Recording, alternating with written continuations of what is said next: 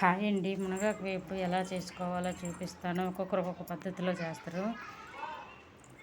ఈ మునగాకు షుగర్ ఉన్న వాళ్ళైనా వారానికి ఒక రోజు తింటే చాలా మంచిదండి. ముందు మునగాకు కోసుకొచ్చుకొని ఒక క్లాత్లో చుట్టి పెట్టుకోవాలి. నైటే పెట్టుకుంటే పుల్లలన్నీ ఆకంతా సపరేట్ అవుతుంది. ఒలుచుకోకుండా సింపుల్గా అయిపోద్ది. 5 నిమిషాల్లో అయిపోద్ది. ఇలా చేసుకుంటే చాలా త్వరగా పని అయిపోద్ది.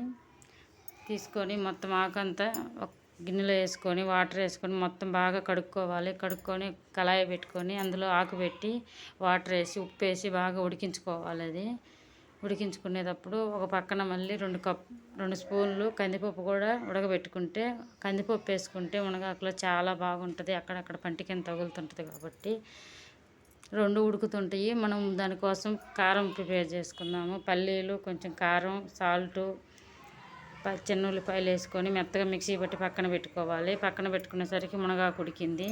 మునగాకు పక్కన తీసి పెట్టుకొని ఆ పసురంతా ఒత్తుకొని పక్కన పెట్టుకొని ఒక కళాయి పెట్టుకొని అందులో పోపు తాలింపు వేసుకొని ఈ మునగాకు అంతా చేతితోటి మొత్తము ప్రెస్గా చేసుకొని వేసుకోవాలి.